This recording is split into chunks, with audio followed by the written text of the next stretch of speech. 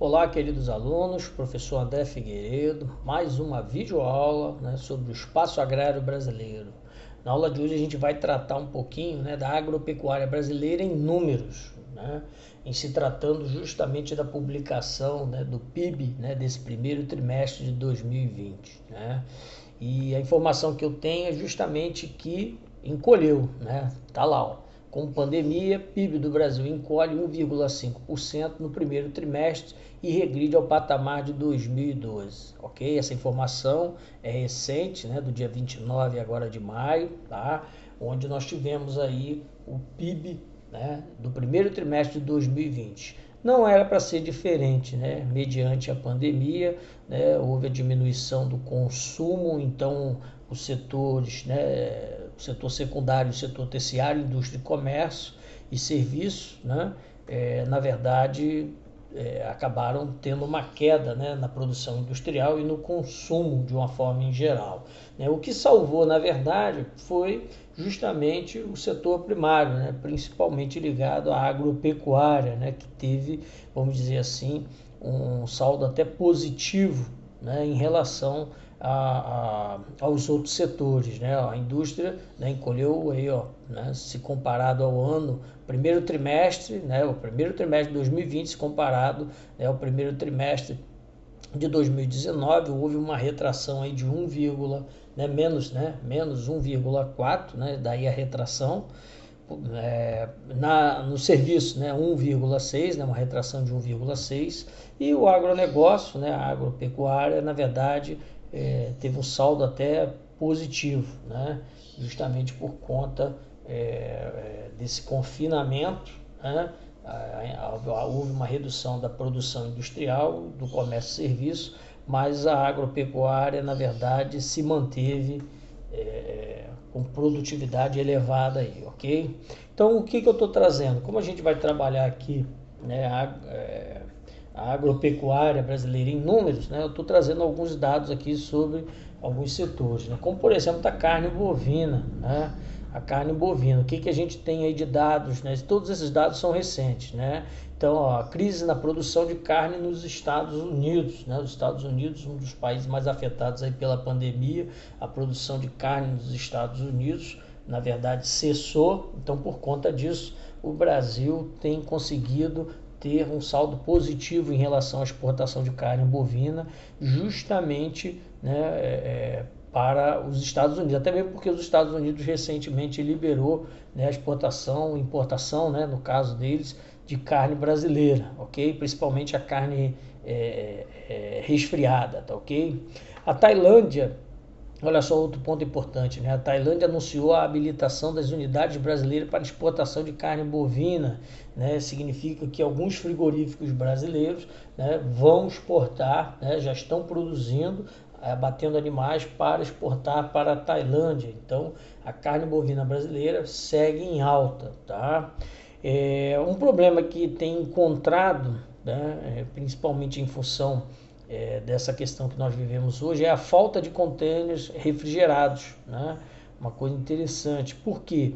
Porque em função do comércio ter diminuído o fluxo comercial entre muitos países, não está dando tempo do contêiner refrigerado chegar ao Brasil. E para o transporte da carne bovina, obviamente, está fazendo falta, Então, essa questão da falta de contêineres refrigerados no país, por conta do atraso, o comércio diminuiu, o fluxo comercial entre os países, então a gente está com contêiner retido em vários países. Isso tem afetado muito, a exportação brasileira. E mesmo assim ainda está sendo bem positiva, A questão de logística, vamos considerar aí, olha só, é um dado muito importante, 15 dias de barcos para a Europa, Então, por exemplo, a carga para a Europa demora 15 dias de barco, 21 dias de barco para a Rússia, 60 dias de barco para a China.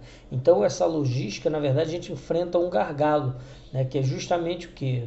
Nós somos o maior produtor de carne bovina, do mundo, e na hora de exportar a gente enfrenta justamente essa questão de logística, e é muito tempo, com o alimento transitando, entre os países. Então isso aí tem afetado muito, acaba criando um gargalo, né? Então a gente precisa investir mais nessa questão de logística, né?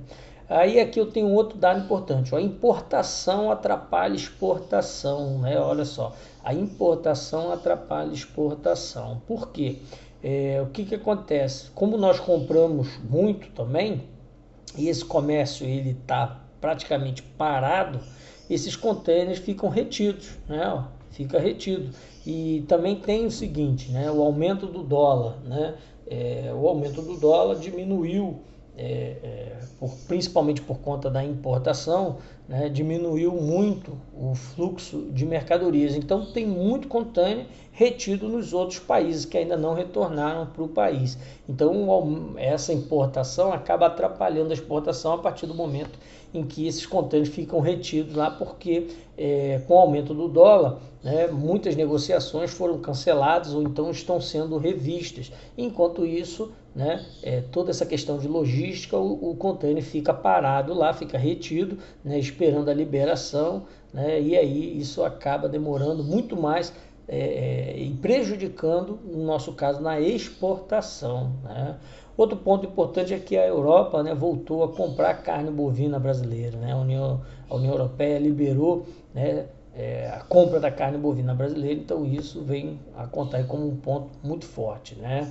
E a carne bovina brasileira, ela acaba sendo organizada a partir dessa cadeia produtiva, né? Venda, produção e entrega, né? Primeiro eles fazem a venda, efetuam a venda e começam a produção, né? E depois a entrega, né? É interessante isso. Então, se uma dessas etapas atrasa, né, toda a cadeia produtiva, né, entra em colapso. Então, venda, produção e entrega, na verdade, é o que torna mais dinâmico o aumento da exportação de carne bovina, né? A venda é feita com antecedência, né, e no caso, né, o comércio internacional é feito em dólar, né, então o sujeito já tem acordos, né, já tem produtos vendidos, então ele tem que manter a produção e a entrega, né? E obviamente nessa cadeia produtiva, o que tem ajudado bastante é que, principalmente os frigoríficos brasileiros, em sua grande maioria, eles não fecharam, né?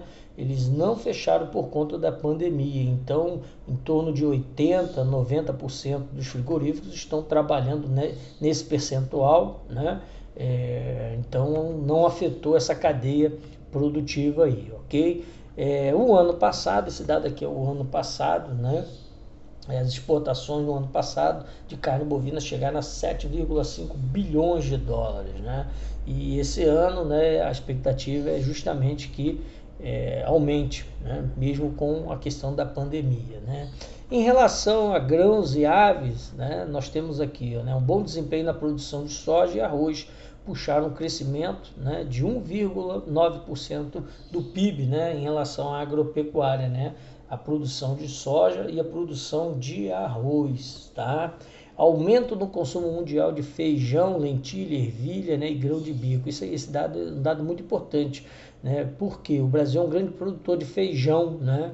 Principalmente feijão. E o feijão ele não é tão consumido assim no restante do mundo. Então, com o aumento do consumo do feijão, lentilha, ervilha e grão de bico, né, o que acaba acontecendo? O Brasil tem essa possibilidade de aumentar a produção, ainda mais com a questão climática, né? Os problemas climáticos, como o que aconteceu no ano passado no hemisfério norte, tornam os preços bastante caros, né? Então o Brasil consegue, de repente, nesse momento aí, aumentar a exportação, principalmente de feijão, né? Então abriu uma janela, né? Uma opção para o aumento do consumo mundial, né? E também o Brasil aproveita esse momento para poder exportar mais, né?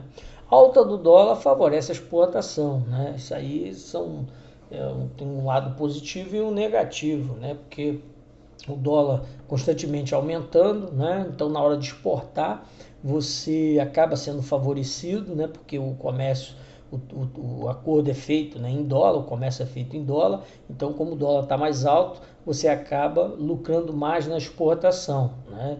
Por outro lado, o mercado interno pode enfrentar um desabastecimento, né? E aí, por quê? Porque acaba sendo mais vantajoso você exportar, né? Acaba sendo mais vantajoso você exportar, o lucro é maior. E ao gerar desabastecimento, né, a população sofre porque diminui a oferta da mercadoria e aí, consequentemente, o preço aumenta.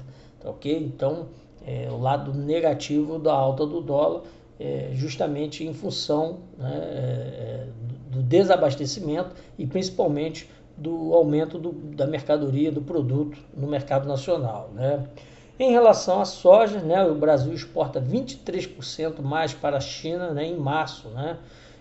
Embarcou 10,4 milhões de toneladas de grãos, né? Então o Brasil aí, ó, exporta 23% a mais para a China, né?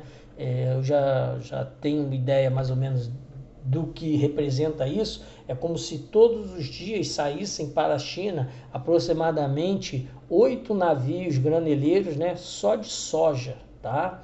Então observe, né, praticamente todos os dias embarcam do Brasil, né, aproximadamente 8 navios graneleiros direto para a China, tá? Só para a gente ter uma ideia de como a soja ela é consumida pela China, né, não só para a alimentação humana, mas também para a ração animal. Tá? Esse é um dado importante aí, né? Aumento na demanda argentina por milho do Brasil, né? Uma vez que uma seca histórica que reduz o nível do Rio Paraná afetou o escoamento das safras da Argentina e do Paraguai, né?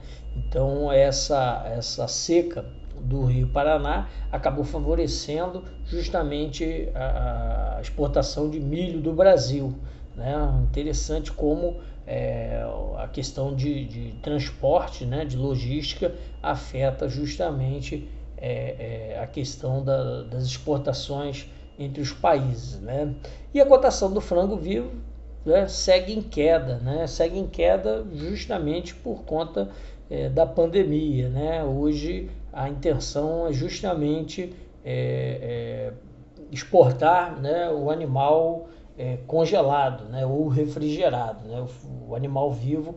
Os outros países estão temendo, né, receber animais vivos, né, porque ainda não se sabe muita coisa sobre a pandemia, tá? Então isso aí é uma precaução, né? Preços globais do arroz em alta desde o início de 2020, né? Lembrem-se, né, que a pandemia começou, né, em 2019, né, começa na China, lá em Wuhan, né, e a gente sabe que na China, né, principalmente sudeste asiático, né, a rizicultura, o arroz, né, o consumo de arroz, ele é um dos principais produtos, né, da alimentação dessas populações. Então, um aumento do preço do arroz, né, segue em alta desde o início, né, do ano 2020 aí, tá? A China, né, principal importador mundial de arroz e o quinto exportador mundial, né? Isso aqui também nós já falamos sobre isso, né? A China é o principal importador, né? Apesar de ser exportador, como eles consomem muito, a China acaba tendo que comprar bastante arroz, né? O Brasil exporta 487 mil toneladas de arroz beneficiado no ano comercial 2019-2020, né? Então aqui é um dado só para complementar aí que a China é um grande importador de arroz e nós somos um grande exportador de arroz também, né? Farelo de trigo, preços obtiveram crescente reajuste no mês de maio, impulsionados pela matéria-prima e procura do derivado, ok? Então está se consumindo também muito mais trigo nesse momento de quarentena, né, de isolamento social, né? E para a gente fechar aqui, a economia global mostra primeiros sinais de recuperação diante da pandemia. Claro que a gente vai aguardar um pouco, né? Mas a ideia justamente é de recuperação diante da pandemia, né? Muitas economias fecharam durante 3 meses, então qualquer abertura econômica, qualquer fluxo comercial já é considerado recuperação, ok? Daí esse dado aí, né, ser marcante, tá bom? Então até a próxima aula aí, tchau, tchau.